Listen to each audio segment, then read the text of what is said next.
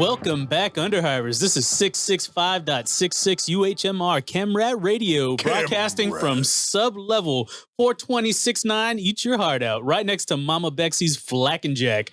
I am Marky, and today I'm joined by my co-host Beast. Hey, everyone. Emerging from Mama Bexy's as we speak, the guardsman Kevin. Oh, that was good stuff. And no one else.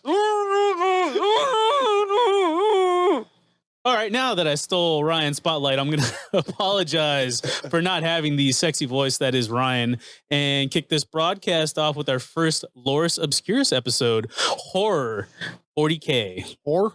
Horror? Horror. No, horror. There's more R's in there. Horror. Horror. Oh, horror. Got it. Okay.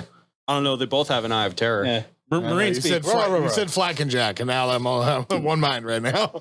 All right, so we can cut Ryan loose now. All right, Ryan, I got a question for you, sir. Oh, man, that rag was disgusting. What did you soak it in? My ass. Ah. Never really give that Tastes back. a little bit better than Bane Blade Axle Grease. A little bit better than Bane Axle like Grease. Yeah.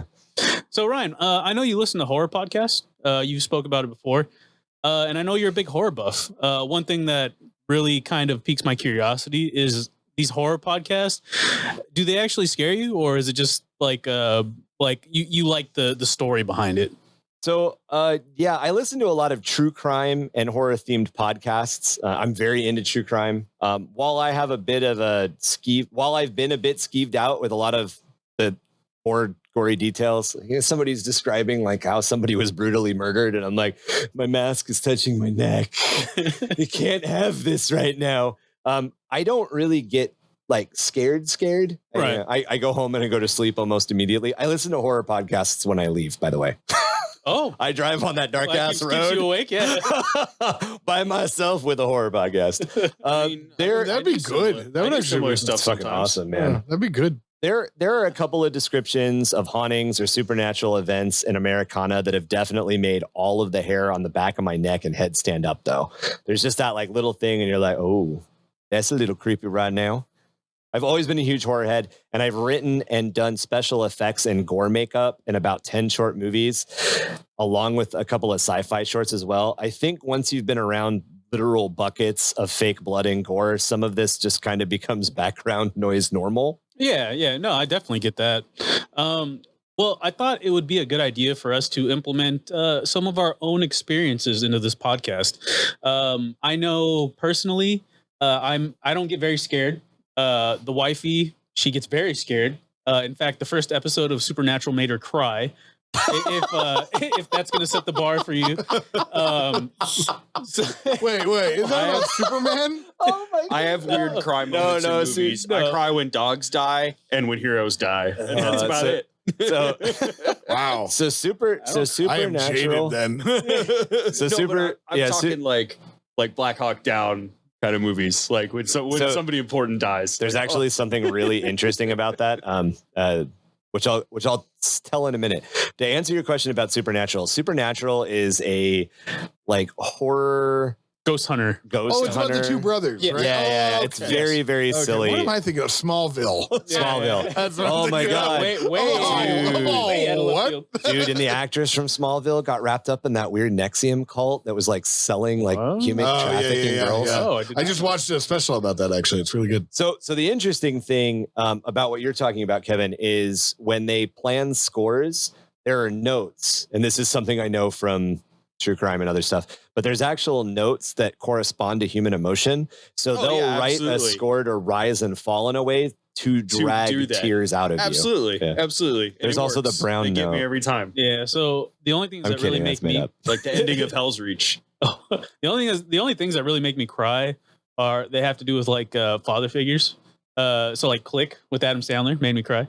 I don't really cry during. I'm with Tom. I don't really cry during movies. But again, I have literally had. I'm not like bawling my eyes out. 150 gallons of fake blood next to me, so I am not a normal person. I'm talking like what is it? Raining meatballs. Like a tear rolls down my cheek, and I'm like, get the fuck back in there. You got like touching. you get the. I didn't give you permission to. I fucking love that character. Suck that toxic masculinity. And then Chris is like, "What's wrong?" I'm like, "Fucking nothing." Yeah, That's what that is. There's allergies.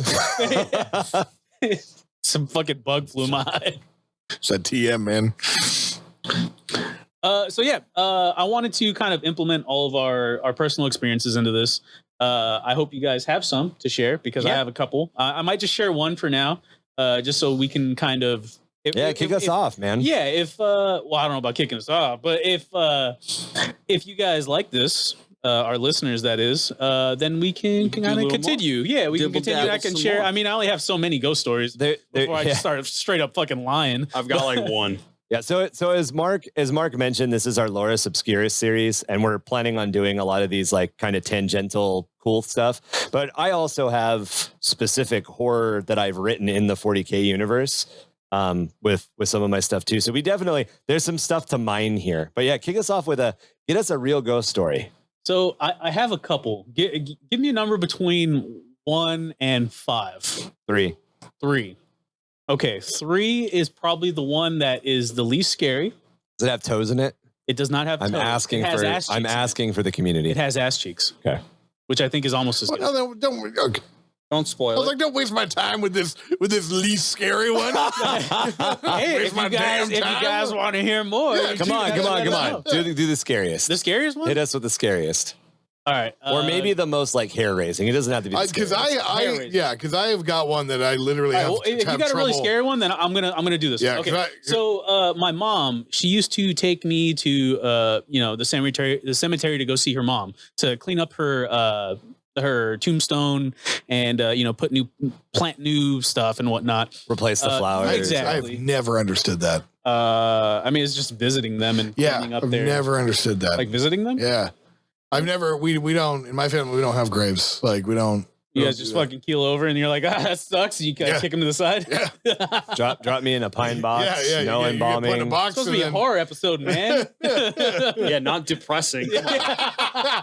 Scared. So I'm witchy. Just to defend Tom for a second. I'm witchy. I'm pagan. I honestly believe put me in the ground and feed me back to Mother Earth. So I understand where he's coming from. Right. Yeah, but anyway, I feel you. I also understand like having a stone or something of remembrance. Right. Yeah. So we go there. I remember, I think I want to say I was 10. I was 10 or 11. We are cleaning her tombstone. Okay. And we're, scrubbing it down. We're planting new little flowers. I have to go across the street to go fill a bucket with water to, water the flowers and whatnot. And then I cross the street, and as I'm crossing the street and I'm walking to her tombstone, I see another tombstone from, I believe it was a World War I or II vet, probably 2. But he wanted to be buried next to I'm assuming he wanted to be buried next to his wife, which was, I believe, passed away before him. And they were both buried together. And he had a bunch of these white rocks or white stones. You guys have probably seen them a lot. I still don't know what they're called. Ryan, do you know what they're called? I don't know, but all the hair, the thing that I'm talking about, this is just on the edge of like, all my hair standing up. Keep going. Yeah, yes. So I'm trying not to make it funny. So you guys can kind of like really grasp the feeling that, because my hair is raising up right now because I did not appreciate what this guy did to me. So those white stones, do you guys know what they're called? I don't. No, are they like? But you know what I'm talking about. Yeah, the little round like grave, like they're they're like, it's like kind of like they're like chipped. It's like just stones, like quartz. White stones. It's like quartz. Yeah, it's quartz stone. So he had a bunch of quartz stone. Because I'm guessing it was a cross. He has a cross tombstone that's like marble. It's like white stone, right? It's usually quartz. Yeah, it's quartz and marble. He had that, and his wife just had one of those like the ones on the floor. Ones on the floor, like a little slab. Yeah. And I saw these white stones, and I was like, "Wow, those are really cool. Those are really, really cool looking." So I finished helping my mom. Took one, didn't you? So I finished helping my mom. Piece of shit. I'm 12 years old, man. So I finished. Still a piece of shit. I finished. You motherfuckers. Pretty rock. Go clicky clack. I get it. All right. So I finished helping clean my grandma's grave. And I as we're leaving, I'm like, man, you know what? I'm gonna go get me one of them rocks. I'm gonna go get me one of them rocks. So I grab it and I put it in my back pocket. And as I'm walking to my mom's truck, I feel like my ass cheek is wet. What the fuck? I swear to you. Like, look, I have goosebumps. No, I do too. I do too. I'm in this story. I'm appreciating. Like and I just feel a chill from my ass cheek all the way up my back. Like this dude slapped my ass and was like, I'm gonna fucking. So he peed on you. So the wet feeling was actually cold because I went to touch my ass cheek and it was not felt wet. The rock. But I just really cold. It was really cold. So I grabbed the rock and I turn around and I just get the feeling of like, and I chuck that rock right back to the guys. Oh man, dude. There you go. Leave it there. That was my second experience. Yep. So you've had more than one experience. I've had more than one. That's awesome. I've had more than one. This was probably the one that, like you said, kind of tripped me out the most. Yeah. Not scary, but it was trippy as fuck. And I will never forget it. And you think about it, it makes all your hair stand. It's making my hair stand up right now, dude. That's crazy. You want to go next? No, I should go last. Okay. Because mine literally has someone that has blocked it out of their memory. So mine, I mean, it's not super great, but this is really the only one I've got. I don't have a bunch of crazy spooky stories or anything, but there was one time I was on Catalina Island, and I used to do this thing where we would sail a tall ship around Catalina, like full on big old 3-masted big old sails, all the nonsense. But because I had built a boat and donated it to this same group in it as an elective class, we took the boat as part how of old were you? I was in middle school, so I was eighth grade. I was eighth grade when this happened. So like group project, you guys all built a boat. Is a group project. We built a 26 or 28 foot fishing dory, which is a like New England style like rowboat. Single, okay, not like single mast or anything. No, we did end up putting 2 little sails on it, so that way we could sail it in the ocean a little more effectively. But it's like you could put like 20 people on the thing and row it around. Oh, dang, okay. Like it was basically like a New England colonial version of a Viking longboat. This is some rich people shit. No, dude, this was an I grew up in Oceanside. Boats were a thing. This was in Vista. That's crazy. This is in Vista Unified School District. Nothing special. It's just the teacher was like, "I'm going to teach this." That's awesome. Cool okay, cool. But anyways, teacher brought so you cool. we took the sail. We took the tall ship out, and then took the little rowboat, basically like a pirate shore crew, and rowed it from one point on Catalina where we picked it up to another harbor and then slept on the beach. Catalina wine mixer. Yeah, Catalina wine mixer. I was just talking about going there. But and I love Catalina. Catalina is great.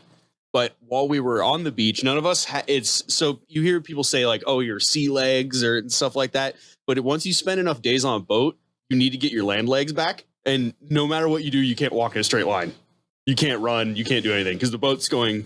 You probably remember from being in the Marines, right? Yeah. Like the boat does this all the time. Yeah. And then when you get back on shore, you're like, yeah, like best a newborn giraffe, basically. Best fucking sleep in the world, man. Yeah. Oh yeah, Sleeping on a goddamn boat. Oh, it's great, and the gentle ocean noise, great. But then you get back on land and you're like a baby giraffe. It's fucking ridiculous. Wacky inflatable flailing arm tube band. Yeah, and so we went off to go. There happened to be campground bathrooms like just up the hill where we were sleeping on the beach. So we hiked up this hill and we get up there and then we just hear this like Bigfoot kind of noises coming out of the fucking bushes. And we're like 10 feet, 20 feet from the bathroom, and it's between us and the bathroom. Like a boom. Boom. Or like big like hoof feet stomping and heavy breathing. Oh, I know what it is. Oh yeah, and later we brained it out, but in the moment it's like pitch black out. It's nighttime. There's some clouds because it's in the ocean. There's some clouds, not a lot of starlight or anything. Terrifying. And like we can't see shit, and there's just this fucking like beefy animal like. On the other side of this fucking bush. Bigfoot. and there's 3 of us, and none of us can like run. Catalina Skunk Ape. I just created new. Well, and like you can't run because your legs are all. We're like, so we threw a rock at it and ran. Do you know what animals on? We just took off. No, you know what animals on Catalina that isn't here? What is that? Like a There's goat. 2 of them. There's 2. Buffalo and javelinas. Get out. What's the second probably one? Buffalo. Javelinas are like little tiny pigs. Yeah. Javelinas are aggressive wild boars. Well, they're small, not. Though. They're actually not boars, and they're actually not pigs. Which is why I said they are like. Are they like a donkey? No.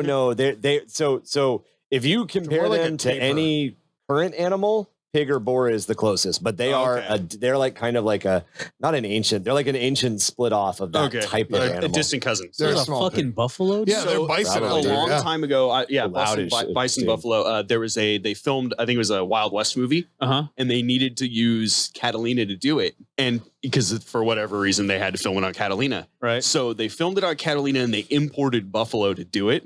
To make it, great, And then they just Queensy. left them. And then it was a bunch of money to get rid of them, and so they just left them. They're like, oh, they'll either die or something, and they didn't ever die. So now there's a bunch of buffalo on Catalina. The other place that And they scare the shit out of you in the middle of the night. Yeah. Because you can't see them. Well, and that's the thing too. Like you have no idea how huge that animal actually is. Oh, yeah. Huge. Yeah. Buffalo are there's massive. one of the only places in the country that, and this is kind of turning around now with conservation efforts and some other things, but one of the only places in the country that there is native bison population is in Southern California, out in Ramona Julian area. They actually have like natural, untamed, unkept bison.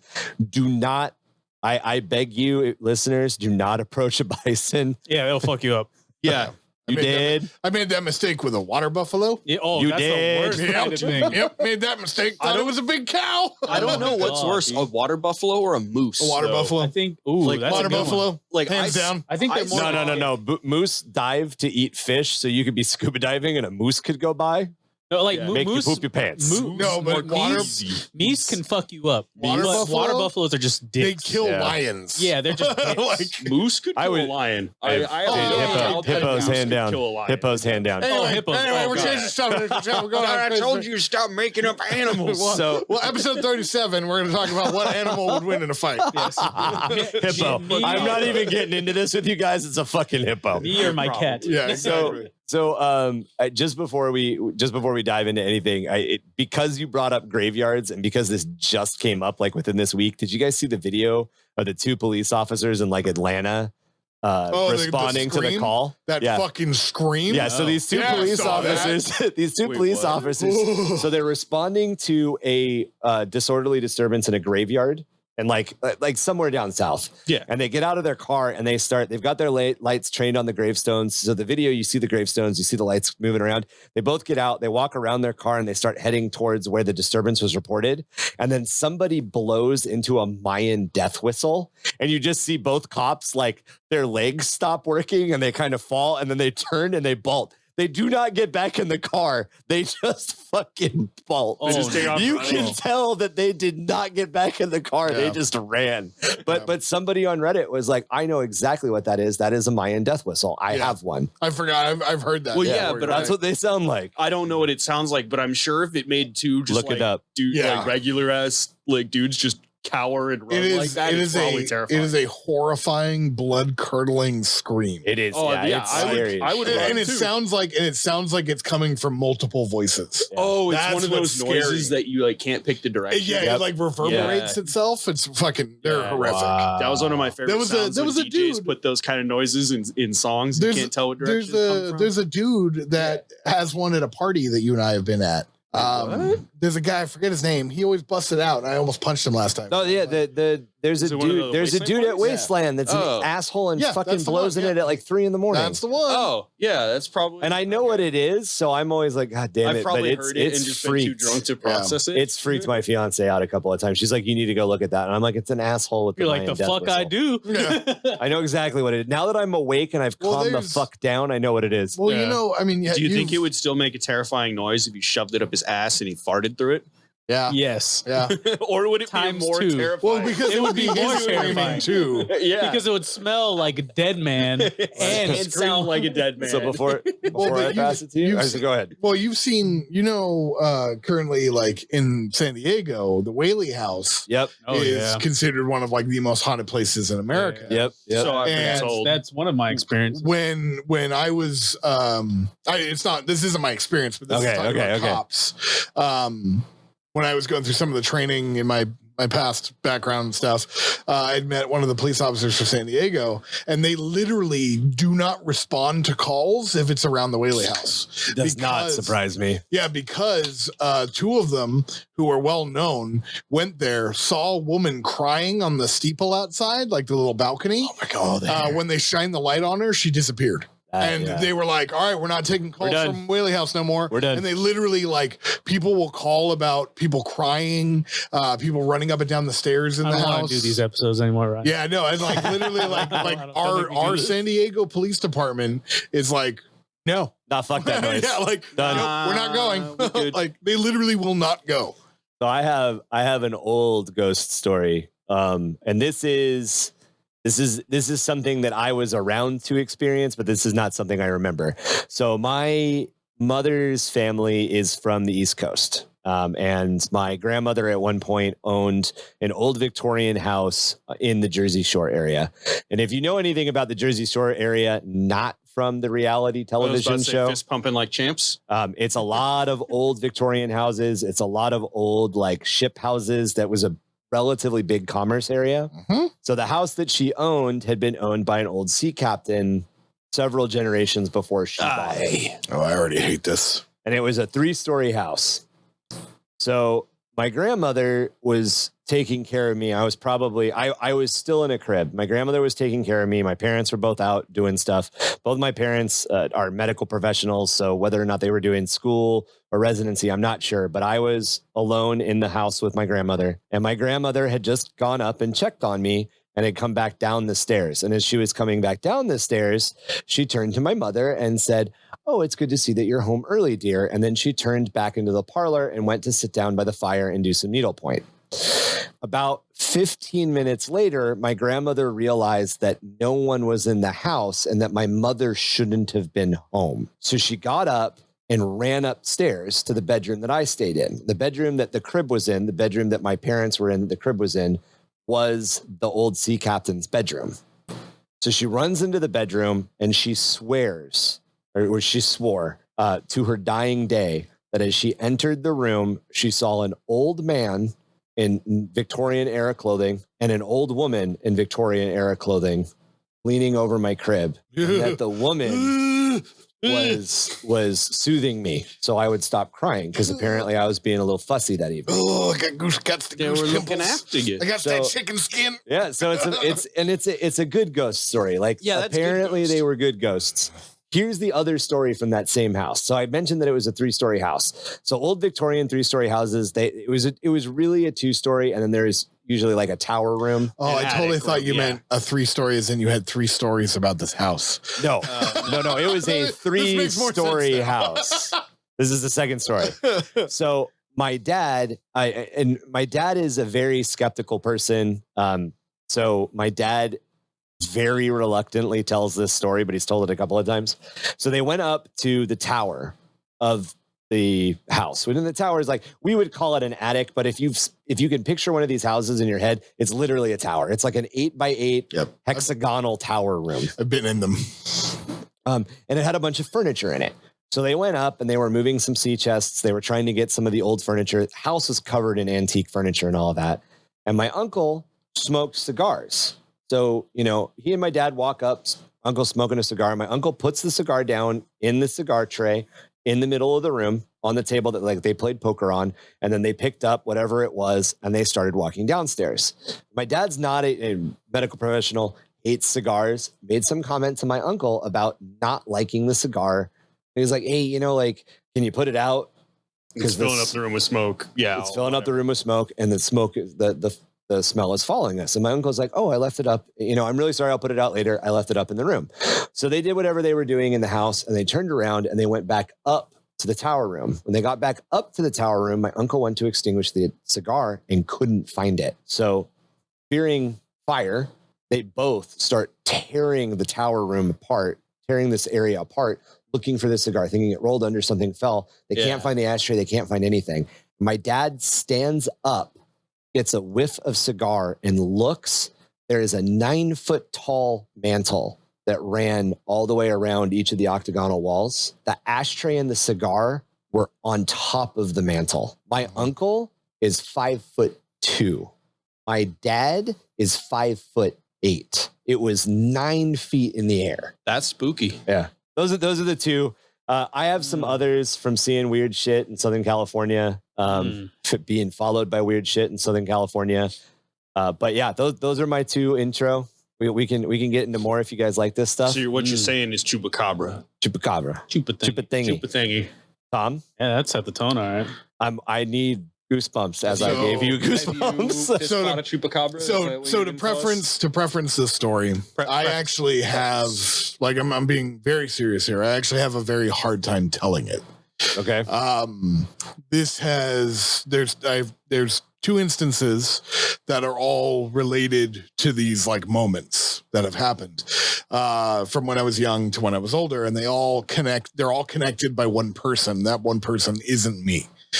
So to preference this, my friend and I, he was a longtime friend, known him since we were in diapers, basically. Like not quite. I mean, he was still wearing diapers, but I wasn't. No, I'm just kidding. We knew each other since preschool. Okay. And I'm just gonna say his name is John. Okay. Okay. John and I had been friends since preschool. And we were sitting outside of Starbucks one night where we used to hang out, and we used to meet up with all the people that worked at Starbucks, and they wanted us to tell this story, or they wanted us to tell ghost stories. And that's what we were all doing. And I told this story with my buddy, John, who was there for it, and scared the living daylights out of everybody that we were with. Right. 4 days later, after I had spoken to John on the phone, he had said that he had been having nightmares. And I was like, damn, dude, that sucks. Like, that's really rough. Not connecting that we had just talked about this story. We went back to Starbucks 4 days later, and we saw our buddies. That was God, what was his name? There was a dude, Seth, I think his name was. And he came out and he's like, hey, what up, guys? Good to see you again. We're like, what's up, dude? Because that's literally, we would just hang out at Starbucks. Right. Yeah. And he was like, what's up, guys? Like, he worked there, and he was like, man, dude, I am still like pissing like crazy, dude. Like, I peed my pants the other day because I thought I heard something because of that freaking story you told. And I was like, I know, right, man? Like, it's scary. And then my buddy John looks at me and goes, what story? And I looked at him, I was like, well, our ghost story, dude, like our story of when we were kids. And he was like, what are you talking about? And I was like, the story that we told 4 nights ago here in the parking lot with like 12 people. Do you not remember that? And he's like, I have no idea what you're talking about. We were here that night. He goes, I remember us hanging out, but I went home and I've been having horrible nightmares since that night. And I was like, you don't remember this at all? Like this story? He's like, no. And I said, and I told him the story, and he has no memory of it. And this is something that happened to both of you. And this is something that happened to both of us, and we both told that story that night. Dude, and ever since that, he completely blocked it out of his memory. Oh yeah, our brains do. Even to the point of actually phasing out the story. I'm already getting cold chills here. Yeah. Even to the point of phasing out the story. So I'm going to tell you that story now. Okay. So we were somebody kids. Behind me? No, we were kids. We were probably 10, 11 years old. Okay. And to explain John's house first, when you walk into his house, the staircase is on the left that goes upstairs, and it has a flat area where you walk up, go to the flat spot, turn, and go up, right? So it's one of those... It has a landing. It has a landing. And then when it goes up to the top, now it's a 2-story home, but the second story is only about a half of the actual story, right? So it's half of the layout. Yeah. So when you walk in, you look up, you can see the hallway. Right. Right. There's this hallway that goes along the entire extent of the upper floor. Jesus Christ. I feel like I lived in it. Like I'm not lying. I feel like I lived in this house. So when you get up to the top, I mean, they use the same floor plan for so many times. So when you get up to the top of the stairs, on the left is a double door leading into the master bedroom. Then continuing down the walkway, right, which you can see from the first floor, there's a bedroom that is the office. There's a bathroom, another bedroom, and then on the right, which you can't see from the floor, is John's bedroom. Right now, we're super late at night, and above his front door are these 2 windows. Right? Like they don't lead anywhere. They're just windows above the front door. Yeah, they're like loft windows. Yeah. And please tell me this place was not an RB. No. Okay. And this actually was in Bonita, old school Bonita. Oh shit. Okay. So which is in Southern California, if anybody needs to know, Southern San Diego. And so at night, right, the moon, when it's full, casts this blue light on this hallway. right? And it's literally just a little walkway. Like that's all it is. There's a balcony on the left. It's like there's like a railing that overlooks, and then the other side is the stairs. Exactly. Yeah, the railing is on your left if you're leaving John's room. Dude, I can fucking draw this house. Yeah. I swear I've been in a very similar If you're model. leaving John's room and you're looking straight across down to the double bedroom door, right? The stairs are right next to the double bedroom door, and these windows are on the left. So the light cascades through, and all that lights up is literally from that door to where you stand at John's room, right? Everything else is mirror glimpses of light. Like it's just refractory, right? Right. So we're in there, and his mom's rule was that we had to be in the bedroom. We didn't have to be asleep. We just had to be in the bedroom by 11 o'clock, And right? Don't wake them up. Yeah, exactly. Don't wake daddy. And usually, their door they would have one of their double doors open. Well, so John and I are in there playing video games. I think we were playing like Halo or something like on Xbox One, and John gets up and he opens his door and he stops. And John is tiny. He's like 5 foot, right? We're at 11 at this time. He's probably like 4 foot, right? And I'm a good foot taller than him. I always was. He freezes at his door.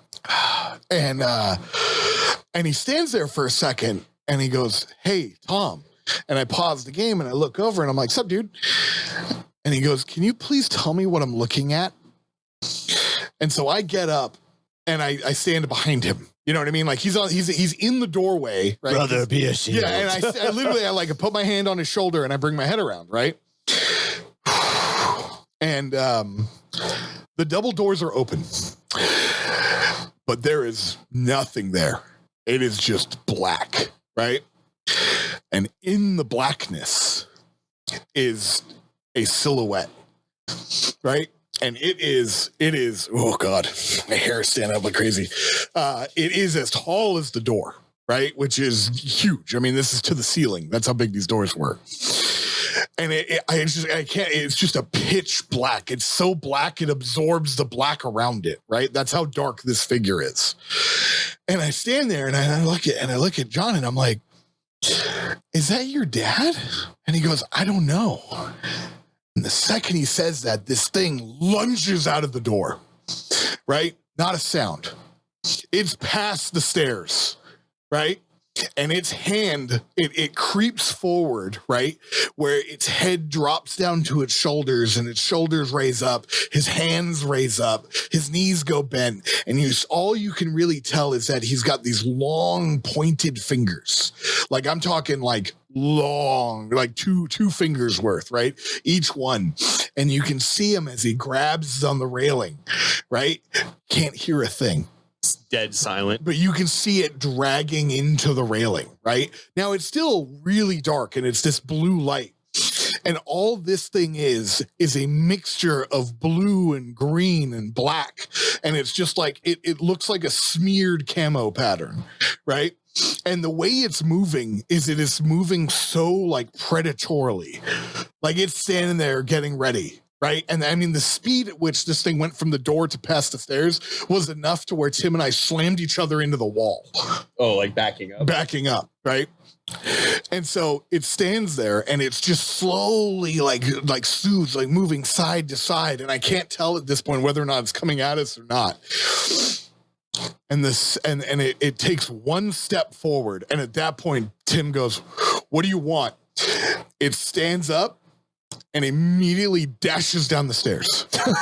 Right? And I mean, this not is what you were expecting. No, and this is I want to get the no, fuck dude. out. Like, and like, I was grabbing John. John was grabbing me. Like, we were literally like, I was standing behind him. I had like my arm around him, and when this thing went up, I mean, it happened in that much. Like, that's how fast it was, right?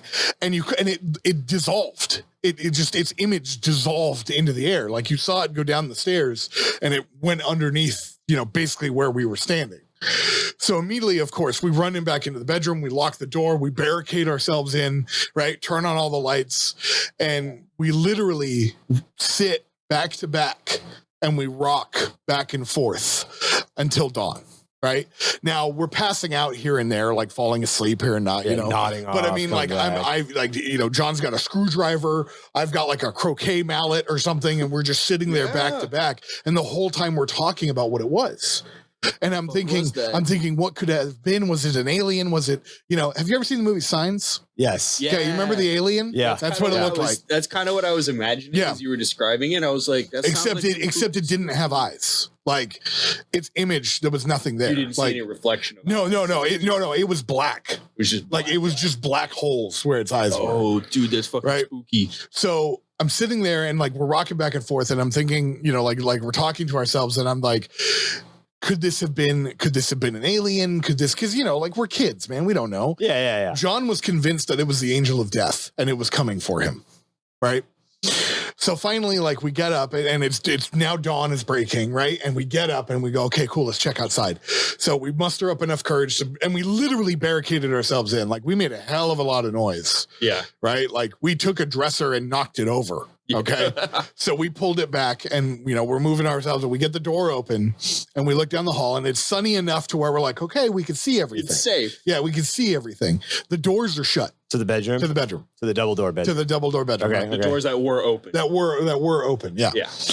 So I'm sitting there or I'm standing there and I'm saying to John, I'm like, what do we do? And he goes, I need to know if my parents are alive. Because one of the things that he was saying was that was the angel of death leaving. He had taken their souls. Right. He already killed his parents. And so we're standing and something happens outside. Like I think it was like a door shut outside or a car or something drove by. So it's like a noise happened because then the next thing I know is John goes, go. And then he runs.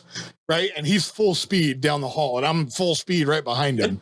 And we barricade through the door. Bars through it. His parents are laying in bed, perfect, arms crossed, bed perfectly made, tucked in around them, not making a fucking move. And we barricaded through that door. Like we slammed through the door. Right. There's no way they didn't hear us. Right. And it took us a minute, like it took us a moment, like that breath where we got in there and we go, what? Like, and it just nothing, like we stopped, we looked at them, nothing. And so John immediately runs over to his mother and is screaming at the top of his lungs and shaking her.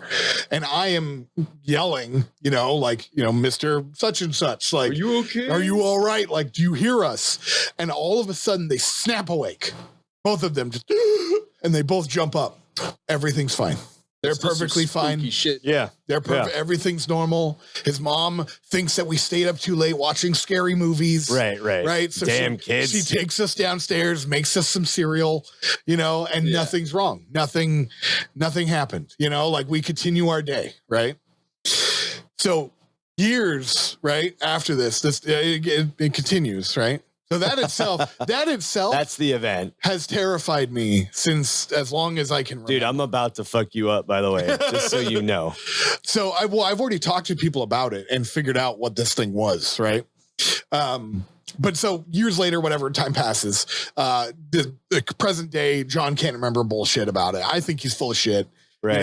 So I ended up going over to his house later and I was talking to his mom and I was like, hey, do you remember that day? And she goes, oh yeah, you guys were chased by the Shadow Man. You're like, bitch. And I went, excuse me? Like, I thought you said it was bullshit. Yeah, exactly. And I'm like, my nipples are hard. I'm so scared. I'm like, what do you mean? What do you mean Shadow Man? And she says, oh yeah, no, you guys kept saying that you saw a Shadow Man and you thought it killed us. And she's like, and you know what was so interesting about that was that you said it had run down the stairs.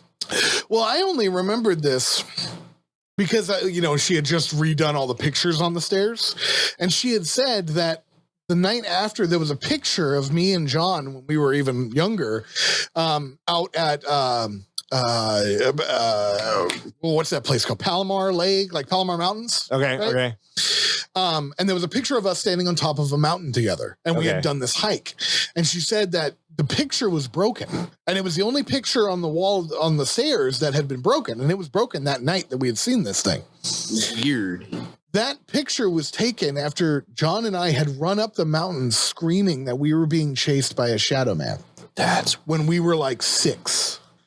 So here's this thing years later coming to get you, coming to get us again. Have you heard of the California Watchers? Yes. Okay. Yep. So is that the spooky people that are supposed to be around Elven Forest? No, that's the spooky. We'll talk about that later. It's a reoccurring. It's a reoccurring California cryptid Basically, people who are hiking see a shadow person or several shadow people standing on top of mountains with like big top hats, like Puritan style top hats. Oh, I never heard about the hats, but I just heard of like shadow beings. I think people Watchers was another one. Watchers, I've heard a little bit about. I didn't hear the big hat thing though. Well, so that's new. So yeah, I mean, like basically, like I went on a 91X like radio show, was like having that ghost expert, the guy who did Mr. Black Boots or something. Okay, yeah. And I talked to him. It's my world. I actually got through online and I talked to him and I told him a little bit about this story, and he's like, "Oh yeah." And I'm like, what do you mean? Oh yeah, dude. Like this is like, yeah, no, I see that every week. Yeah. And this is what, like, it's okay. You're all right. Something behind me moved. Right, it's like freaking out right now. And he says that this is the thing. He goes, oftentimes he goes, now that one was extremely like aggressive. He's like, normally they're not aggressive. They he's just like, you'll watch just see from a them. Yeah. distance. He's like, they watch from far away. They're like voyeurs, you know? And he's like, but that one was really aggressive. And he said, he goes, do you know why? And I said, you know what? I think it's because I've always been a bad influence on John's life. Like John would have never drank alcohol if it wasn't for me. John would have never, gotten in certain situations if it wasn't for me. Like spooky ghost is like, this motherfucker, stop hanging out with him. Yeah, and well, I believe that this might have been like a reincarnation entity of his grandmother, who was like she died of lung cancer. Right? I smoke. Right? Like, you know what I mean? Like, that's why I think like I mean, granted, I didn't smoke when I was like 11, but like, ghosts who knows how spirits, how spirits and time see. But yeah, I mean, like this thing, and like to this day, like one of the biggest things that scares me when it comes to paranormal, I am not scared by anything now. Like most things, I'm just like, okay, that ball just fell on the floor. That's cool. Okay. The other day, there was a light in my bedroom that when it laying down at a certain angle, I was convinced it was a woman. And my body went into this like, all right, I need to get up and go and fuck this bitch up. She's in my room. I need to go punch her. And my brain was like, no, just go to sleep. It's nothing. And my body's like, hell no, we're going to fight right now. Yeah. Right. So I'm constantly torn between this like fight instinct and like trying to understand. It happens a lot in my dreams as well. I don't know if you guys have that kind of similar experience where like, you have scary dreams. I have very bad dreams, but that's different. It's a little different. Yeah, well, it's similar. Yeah, exactly. But fight kicks in a lot in flight for me, especially in my dreams. Yeah, well, so that's actually my diagnosis. Is that I have a over exaggerated fight, or over aggravated fight response to certain things. My fight response hasn't activated in a long time. Dude, that night that I like literally like saw this like it was just a pole, but it looked like a woman. Yeah. Dude, it was so funny. You were ready to fuck shit up, it was so funny because I'm like, what is wrong with you, you lunatic? Just lay down and go to sleep. I absolutely hate the logic side of or not hate, but absolutely hate that weird like part where the logic side of your brain kicks in. Yeah.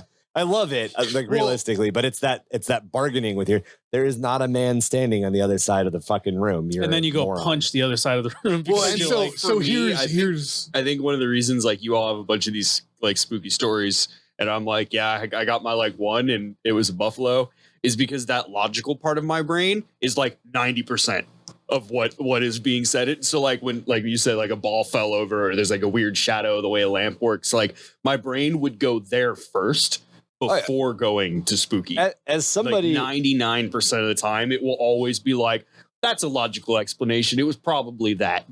As somebody with an engineering, like somebody who does engineering now for my job, 100% my brain always goes to the scientific explanation, like always. Yeah. But it doesn't, there's a part of your like whatever it is, lizard brain, hind brain, whatever you want to call it, that responds immediately to stimulus. Oh, definitely. Like, I got scared by my tattoo. Yeah. You thought it was oh my good God. The wings of the Aquila wrapping around my shoulder, like just these little like tidbits right here, I could see, and like out of the corner of your eye, spider. In a mirror, like out of the corner of your eye, like getting out of the shower, like early in the morning when it's when you're like tired, not really awake, you're like, son of a bitch. Yeah.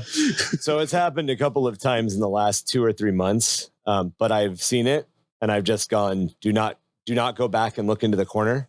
Like I'm walking through the warehouse at work, no one else is there, and I've seen it, and I've gone, just keep walking. Do not go back and look at it. As soon as you acknowledge its presence, you'll either be like, you dumbass, it's a box, or it will know that you saw it, and it will continue. Yeah. Well, the things that scare me the most now, the only things that like really, really genuinely scare me is what I can't see. Yeah. So the movie Paranormal Activity scared the hell out of me. Scared the hell out of me. You live within like 3 blocks of the house they filmed it in. I know. I literally live near that house. Yeah. Like Paranormal it's all Activity. fake. Yeah, I know the people that did but it. the fact that you couldn't see anything scared the hell out of me.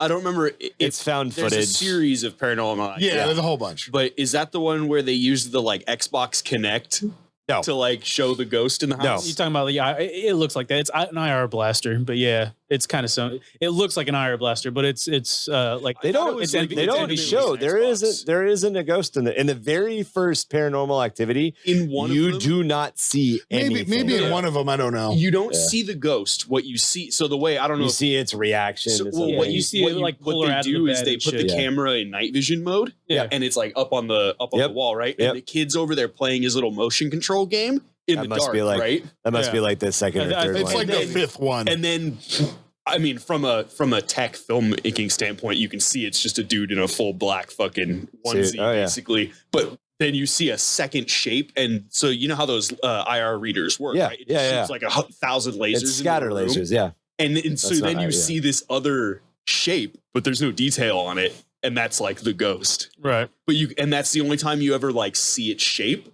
is when it's in the room with that, because it's the only room that's in. Yeah. And the rest of the movie, it's just like fucking throwing knives in the ceiling. So the reason I've been really quiet is because I had a very, very similar. I'm telling you, dude. To Tom. I'm telling you. And like everything he was talking about, I was just like, oh my fuck. Oh, dude, his legs look like a chicken drumstick. That was my more. He's still goosebumps. Dude, that's some fucking chicken breast right there. Give me some of that chicken breast. Let's deep fry it. Yeah. So I'm not going to talk about it this time, but yes, I did have a very similar experience. I think a lot of people do. Yeah. You know, it's a very common phenomenon to Southern California. When we were in high school, and I'll be super brief on this. We lived very close, or I lived very close to the San Pasqual Valley. There's a bunch of stuff that happened in the San Pasqual Valley. Like there was a battle during that. I was about to say pre or post Civil War. No, Mexicans. There's that battle. Yeah, there's that battlefield out there. Yeah, there's battlefields out there. There's a bunch of stuff that happened in the area, and I had a friend who lived out in kind of like vineyard territory. It's the same friend that had the like super awesome like high level internet that allowed us to LAN party. Oh yeah, because his parents worked in tech. His house is haunted as fuck. No, not his house. Fuck that noise. It ain't worth it. Come play Halo and maybe get killed. But we used to go by this ghost. But we used to, we would hang out. We would LAN party there all the time because awesome internet and parents were in tech, so lots of money and gizmos. But then we would also that was the house that we hung out. It was basically the party house. We hung out and drank beer there. We would go walking and all that. And there were several times that weird stuff happened, but one time we were all the way up at the top of the hill, and they're not all vineyard houses, but it's vineyard area. So there's all these long driveways and big houses. And as we were walking from the top of the hill back down, we actually went to go steal the Ryan Drive sign. This is Ryan Drive. So we went and stole the sign from me. And we were walking back.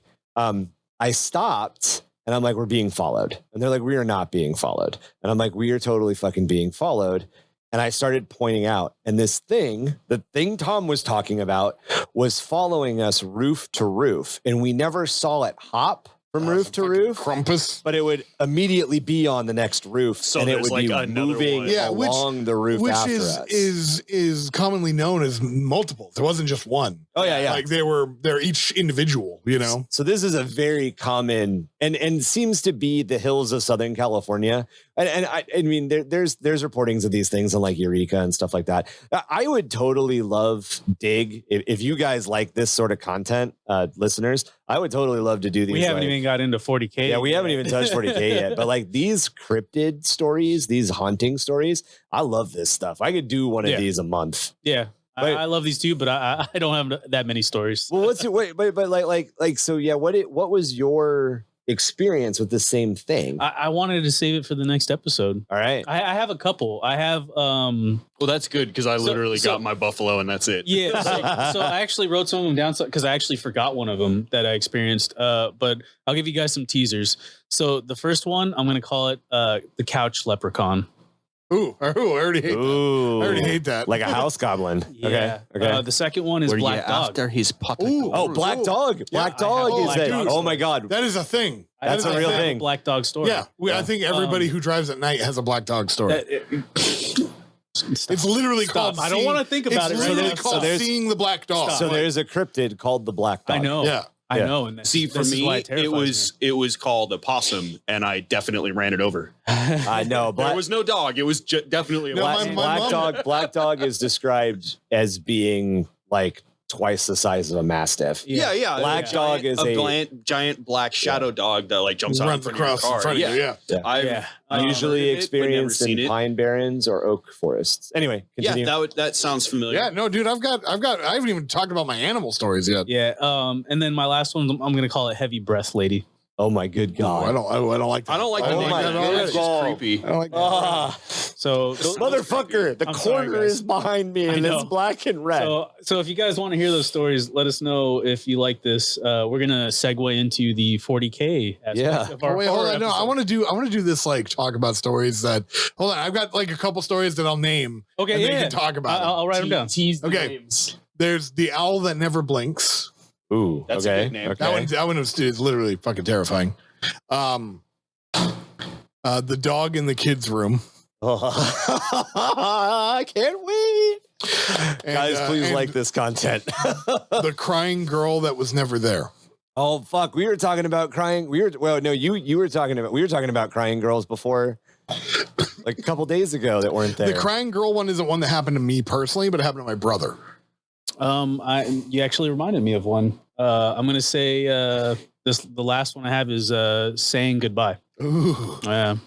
You know, I'm just gonna come out and say it's a it. personal one, but I'm Just kind of make up glad some that I stories. don't. I know, right? Yeah. That I don't Yeah. have a bunch of this spooky nonsense. I don't. because I don't react super well to spooky nonsense. As we've seen, Kevin's Oh, like, yeah. oh, The as first we've time we seen, ever every played time we play Phasmophobia. Phasmophobia, I get murdered, and it's always because motherfucking Mark locks me out of the closet. Dude. he's like, let me in. I'm like, fuck no. Dude, there's a great video of a dude playing VR Phasmophobia. I was that I playing. saw. He was Yeah. playing. I was. So there's this video. This dude, he's streaming it, right? So it was me. and So you watched me it's got the thing on it, and he's like, "Oh, it's in. Oh, there's the book. I need the book. I need to pick up the book. The room's dark. He's in the fucking room. It's in the fucking room. You're in the fucking room. Don't fucking jump at me. I'm gonna get the book. Motherfucker is in the room." And the guy literally turns around and starts running and yank the VR. Oh shit! Oh, he physically ran. That's great.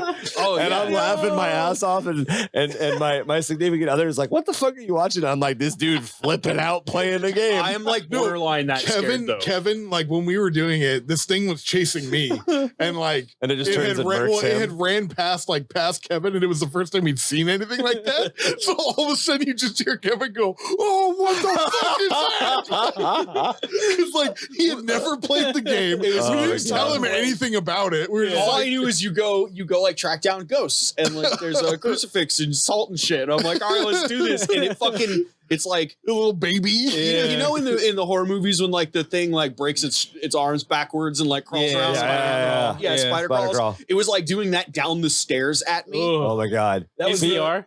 No, this No, is this is Thank regular. God it wasn't in VR. I'd shit Remember, myself. it was the one where it kept locking the front door on Yeah, us. yeah, okay, but then yeah. like you ran into the kitchen, so it didn't chase Yeah. you down. It killed me at the got door. Tom Yeah. at the door. Yeah. And then it got me, but it got me by like spider crawling down the stairs, but it like paused on the landing and like Oh god. And looked at you. fucking looked at me. It's like, And hey, then bitch, the door was locked I'm behind gonna me. And I was catch like, you. I have literally nowhere to go. And so like I was just like taking pictures of it as I died. I was like, Evidence. I remember that he took like 3 photos of it. I was like, you guys have to see this. Oh It's fucking amazing. That was the thing, is he was showing the pictures, but it wasn't on there. It was only on his camera. Yeah, for some reason there was a glitch, so whenever they picked up the camera, they couldn't see the pictures, and it was like, So you're like, Kevin, what the fuck are you yelling about? Why are you taking a and picture then of the floor? eventually, Did you literally like trip and kill yourself? I don't fucking understand. Yeah. died and like spectator camered over to the where the camera was sitting, and he could see it in that view, and he was like, "Dude, that is fucking creepy." It's So,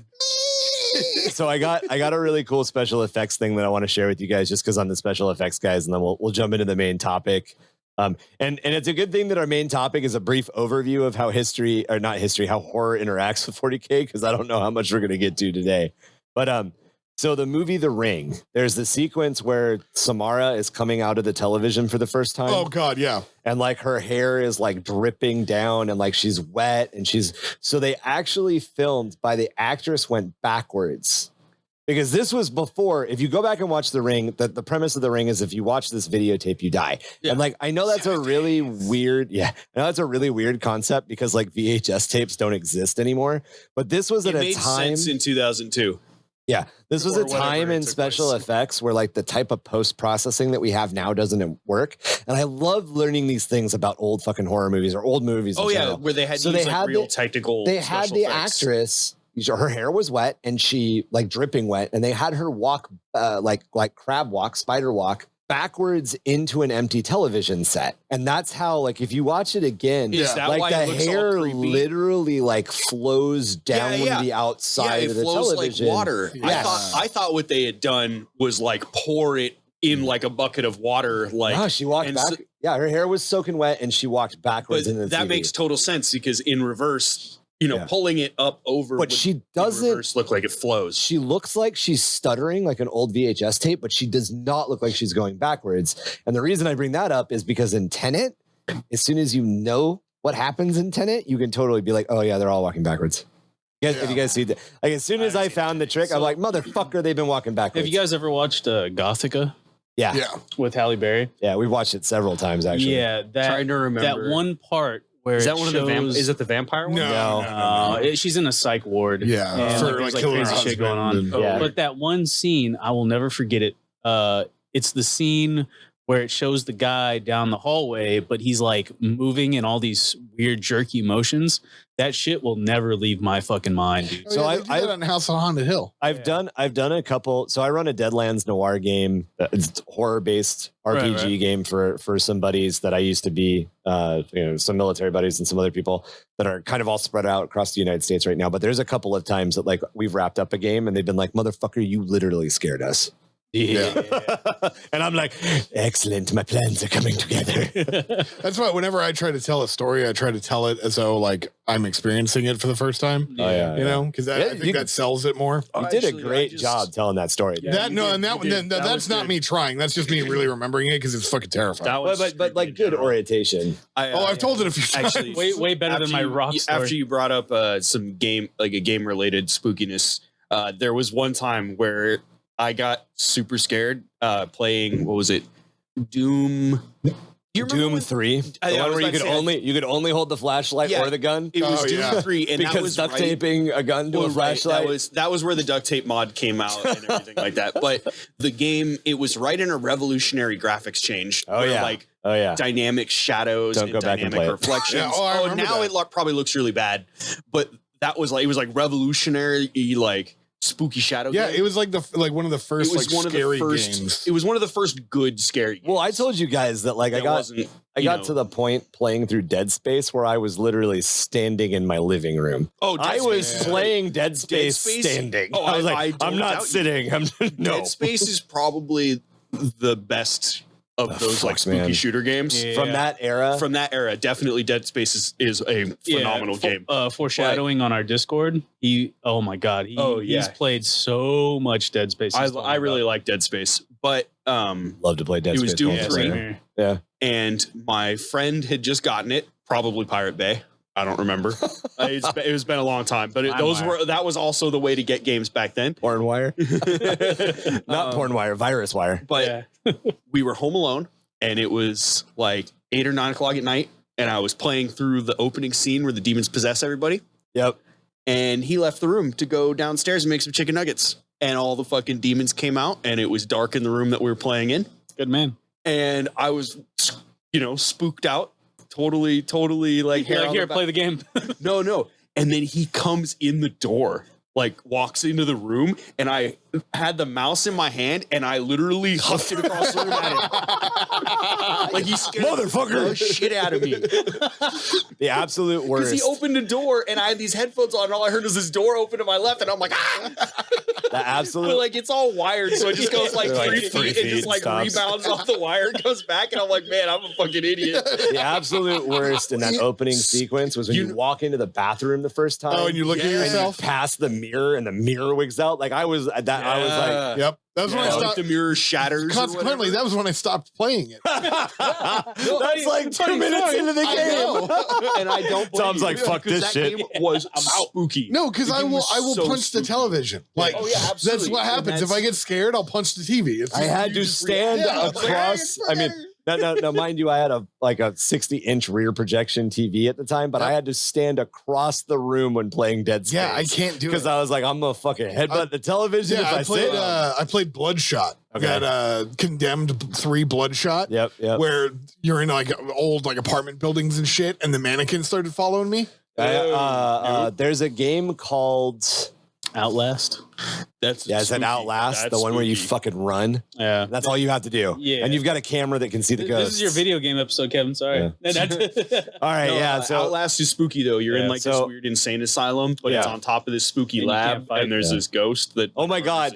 I'm moving my chair back and forth, and it's just inertia. So I stop, and there's that one extra twist, and I'm like, something grabbed and moved my chair. Who was that? What was that? One episode, or not episode, but one episode, kind of another video game related one that spooked the hell out of me. Not as bad as Doom 3, but it was the We Don't Go to Ravenholm chunk of fucking Half-Life 2. Yeah, the chapter of Half-Life 2. That was spooky. That was spooky as shit. That was super spooky. And it had all the check marks. It had creepy dude in a church. It had zombies. It had screaming zombies that could climb up the walls. Yeah. Half-Life 2. So in Half-Life 2, there's an episode, or not episode, there's a town city in the lore where it got shelled by head crab artillery. Yep. So you know the little head crabs that turn people into zombies? You guys are gonna hate me for this. I've never played Half-Life. We'll fix that. Your nerd card revoked. It's a great. At the time. Essentially, it's an entire town got turned into these zombie things, and the few survivors there built a bunch of booby traps and stuff. But then they all died anyways. So it's a town full of zombies and booby traps. Nice honorable mention. And you have to go through this town to get to where you're trying to go. And like a raccoon city, essentially. Yeah, essentially, it's all boarded off, and it's called We Don't Go to Ravenholm. Yeah, that's the name. That's the name of the mission. And so you have to try to get through there, and that out of all the big mainstream games, that nailed spooky level. Oh yeah, totally. So the Warhammer 40k world is over the top. All the other settings that exist were tossed into the same fucking blender. Somebody hit blend, they poured out the mush, and then they turned the mush up to fucking 11. So while we goof around a lot when it comes to some of the lore and a lot of the settings, horror and darker elements, trying to balance it out with humor, there's a lot of reason as to why that's done. And 40k doesn't shy away from any of that. There's a lot of parts of getting that truly terrifying and downright mind fuckery that requires over the top or weird humor to get that reaction from you. So we wanted to take a look at some of the standout horror elements that exist in the setting to help to give background into how you can approach lore writing for some of this, or even setting up tabletop scenarios like specific crusades or specific missions, just kind of designing from the horror perspective in general. In our first episode, we actually talked a little bit about the movie Event Horizon, and one of the things that a lot of people point to Event Horizon as kind of being a spiritual successor to the 40k universe. It's not necessarily, but that's the rumor mill. Yeah. Well, I mean, it makes sense. When you break it down like that. Oh yeah, it definitely has. If you want I think, Tom, you brought it up. If you want like a really good representation of what the warp looks like. That's it. Event Horizon. Yeah, there's a couple flashes in Event Horizon that give you a good idea. Oh, yeah, totally good idea. I mean, this is a game where, there's a faction that screams blood for the blood god, skull for the skull throne. So, like, there's definitely horror is at its core as much as Cockney orcs are at its core. You got to balance it, man. Nurgle, like when you think about like the forces of Nurgle, that scares the hell out of me. It's disgusting when you think about it, Hopefully you guys will like these kind of scary story episodes, and we'll pick something specific and we'll get a lot more grittier with it. But to kick us off, I want to talk about the horror franchise Alien. Plays around a lot with the idea of the unknown and infiltrating threat and just isolation. To give you guys an idea, a facehugger will lay an egg and then the alien grows in an unseen place, and it doesn't actually burst forth until it's fully grown. So the person that it's in may not even know it. And at that point, the alien then sneaks off and will do things like drag others to its queen. It's just trying to spread. It's a very grimdark franchise in its own light, and it can be a very good way to set the mood for things like the Gene Stealer cults and the Tyranids in general. So I wanted to kind of touch on Tyranids because to me they're the most, I guess, like horror-esque like genre of an army. And just like Ryan mentioned, Nids are a lot like Alien, and where Alien was kind of like a horror thriller back in the day. Kind of wrote something up kind of from some research that I did. And it's probably not, scary, kind of like the stuff we were talking about earlier. But if you implant yourself into that world, it can definitely just the mindset that you are in as you're going through these things can be very horrific. So I just kind of wanted to, I guess, like a little dabble into the life of a Gene Stealer cultist guy. The Tyranids, they send out Vanguard units, basically units that will ring the dinner bell for them and let them know, like, hey, this is a very resource-rich planet. This is a good planet to take over. And kind of like the whole idea of them taking over that planet is pretty horrific. Like as we get into it, you'll kind of understand the Xeno scum that is the Tyranids. Whether they send lictors, they send Gene Stealers, they send these single life form bioships to send out these Vanguard units.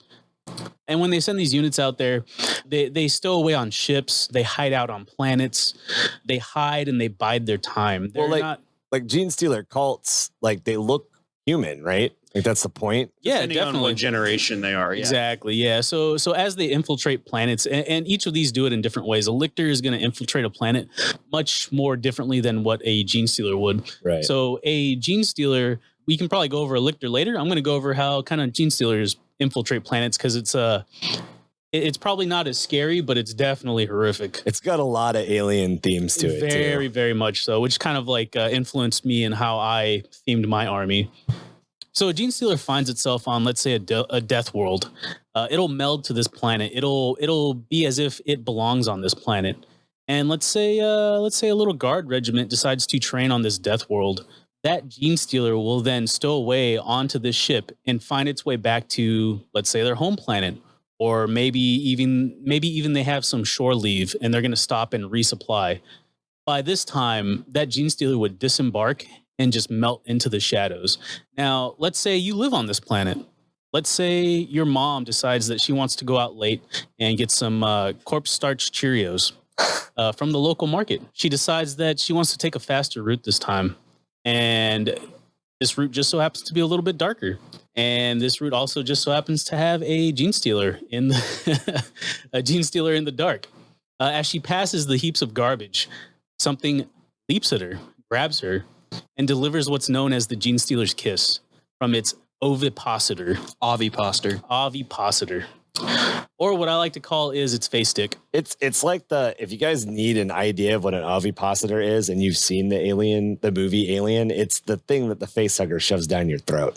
Yeah, it's face stick. It's basically a penis that implants eggs. Right.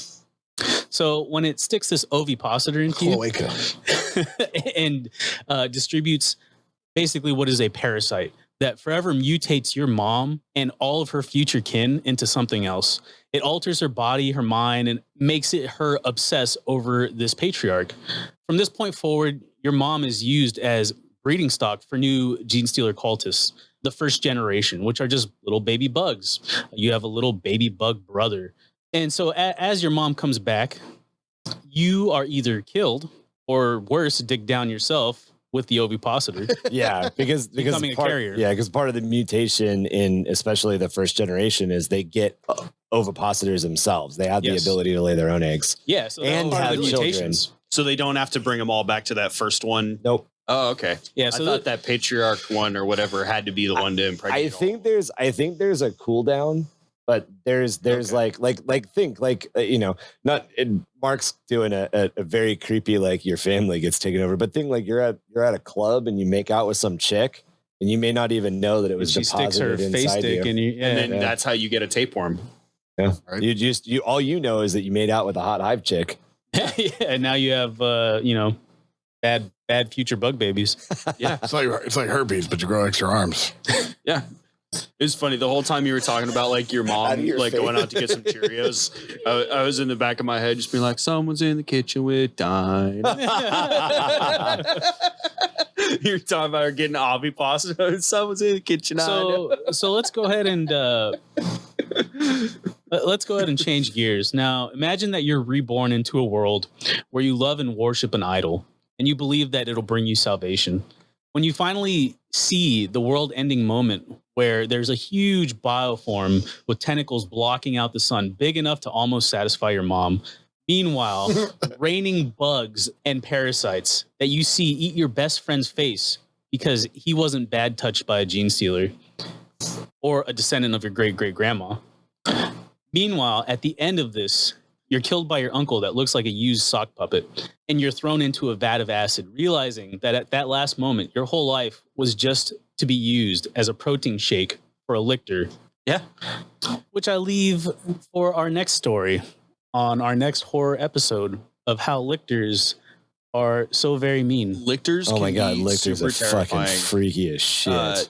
Baldermort actually has a super good little series about lictors. I listened to that and today. it is terrifying. The entire idea of a lictor is fucking terrifying. He nails a lot of stuff really well, but he nailed the terrifying aspect The of a horror, lictor yeah. and just like the existential dread that it gives. Yeah. The little mini story. It's terrorizing a planetary governor, Oh yeah. but it won't kill him. That's it just fucking comes awesome. into his All right, like. we his can talk bed- about that on the next lictor Yeah. episode. Yeah, it comes into his But, bedchamber, slaughters his house guards. Again, we could talk about And it on it the just next keeps episode, coming Kevin. back. Goddamn it. It's so good. Stop ruining my story. I want to talk about lictors on the next episode. We'll get to it. I I do love that So Kevin good. just disregards when you were saying, So- oh, we can talk about it later. He's like, yeah, cool story, bro. The Tyranids also tap into that existential dread of the unknown. The hive mind is like a great slumbering old god.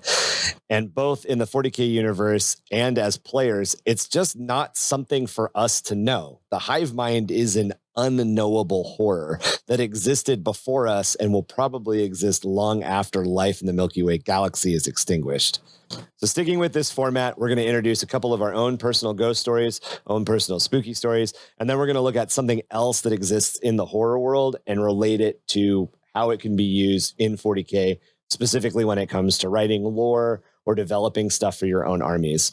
Next episode of Lorus Obscurus, we are going to focus on authors like Robert W. Chambers, H.P. Lovecraft, Stephen King, and Dean Koontz, and talk about how they really kind of utilize the ideas of the unknown to stoke these fears in us about old slumbering gods, existential horror that we just don't understand. It's very, very easy with stuff like that to look in and focus on the chaos gods of the warp. So we will be back with some chaos warp stories for you guys next time. And then we'll move right along into a couple of other topics, like some of the undeady vibes that come off the Dark Eldar, some undeady vibes that come off the Necron. Yeah, and then, I of even- course, I even have a what is Mark listening to segment for Chaos. And if you guys are interested, I would really like to hear. If you guys want to hear, we all shared a ghost story tonight. Yeah, send us yours. A story of ours. Oh, I want to hear yours, but I also want to know if you guys want to hear some ghost stories specifically in the 40k universe. Oh, yeah. I'm sure we could write some. I think we could definitely come up with some pretty good Easy. stories for you guys. So going on what Tom's actually talking about, I play Tau as well, and I kind of play a Farsight-ish Tau because I don't have ethereals, but I have a very specific reason, and it is dripping in horror. Yeah, you've got Yeah. a little spooky too. I got a huge if you spooky guys- story about Tau. If you guys hear this episode and you like this idea, we want to know, because that's going to tell us what we're going to record for you guys next. Yeah. And if it's coming up with some ghost stories in the 40k universe, I think every single one of us is going to enjoy that. Oh yeah, hell yeah. We love telling lore, guys. I was gonna say I'm not the best storyteller, but yeah, I No, don't that mind. was cool. I don't mind That was writing. cool. You came up Was with it? that little. I liked it, man. All right, That's that's awesome. the thing that gave me the idea, man. I think and It that's was a good. and that's it was a little, great like, short, like one paragraph, two paragraphs. Yeah, a little kinda quick horror Yeah. story. I like that. Yeah. So it's a really quick, like you could do a 2-paragraph story about lictors and just really drill down to what they are. And we're gonna kind of follow this format of talking about chaos next and then talking about something else next. But we definitely want to come back to all of this stuff. And we definitely, I had a lot of fun telling ghost stories from real life. So let us know how you guys like this. Let us know if you guys want us to do a segment that's us talking, but just our fucking paranormal experiences in fucking the real world. I'd love to keep doing that, man. This stuff's cool. Yeah, I dig horror. Yeah, I just love storytelling. So literally, if you guys want story being told from 40k, I'll do that. If you want story being told from real life, I'll do that. Yeah. If you want story being told from, like, I don't know, Someone else's someone else's perspective, I'll do that too. I just like telling stories. Yeah, well, I mean, Tom's a pretty good storyteller. So if you guys do have a story and you want to share it with him, he can definitely tell your story. Ryan I'd be happy to. Storyteller. Yeah. So if you guys have that, we're more than happy to. I can't read, so don't give it to me. I like Yeah. reading. Yeah. So thanks. Kevin's a good reader too. Thanks. I learned me some words. I didn't. So thanks for coming along with us on our first Lorus Obscurus episode. We already have a couple of more plans. We will keep using these episodes specifically to kind of wrap up, focusing on some community questions, diving into some of the smaller, more obscure tidbits of lore that you might want to ask us about, or things that are just kind of a standalone subject. The grimdark setting of 40k is pretty warped, and all of it kind of connects back to these little horror elements and horror aesthetics that aren't necessarily visible on the box art and in great stories about space marines winning the day. If you want to reach out to us, you can contact us directly via email at underthehiveofmadness@gmail.com or jimdarkgaming@gmail.com. Please feel free to shoot us questions and tell us your ghost and scary stories. If you guys send us a freaky fucking ghost story of something that happened to you, we will read it on the podcast. We have no problem doing that. Make sure to change those names though. Please. Or if you have a story in 40k. Oh yeah, you're lore in 40k. Yeah, too, if you have like a 100%. lore horror 40k story, I want to know that. Yeah, we do have a lore stories segment as our lore stories set of episodes. Tom's already done his, but we definitely are. We're open to going over listeners' lore, seeing your lore stories, seeing your crusade stories, seeing whatever you guys want to shoot at us. Yeah. We also have a growing community on Discord, and we even currently have a podcast lore project that is up and running there. It's called the Hive Project. Absolutely. Discord, best way to reach every single one of us on Jim Dark Gaming and Under the Hive of Madness. If you like the podcast and want to help us out, please follow us on Spotify, like and review if you can, and share us with your friends. We also have a Patreon, which you can find at patreon.com/underthehiveofmadness. Looking for us in social media, we've got a link tree. It's set up at linktree/underthehive. As always, all of the spellings and all of the links will be down in our show notes. I always point down. No one can see me. Yeah, you gotta point down with your hands. Yeah. Point down with your hands. On the emphasis and syllables and Yes, stuff. Yeah. perfect. That's it for this episode, and Mama Bexy needs this couch back for business matters. So that is all from 665.66 UHMR ChemRat Radio tonight. Always tip your madam, and remember that the Arbites come knocking for the four-armed emperor if you haven't paid him. Going dark on the underground. I think the Inquisition's here. We should probably get out of here. Let's bounce.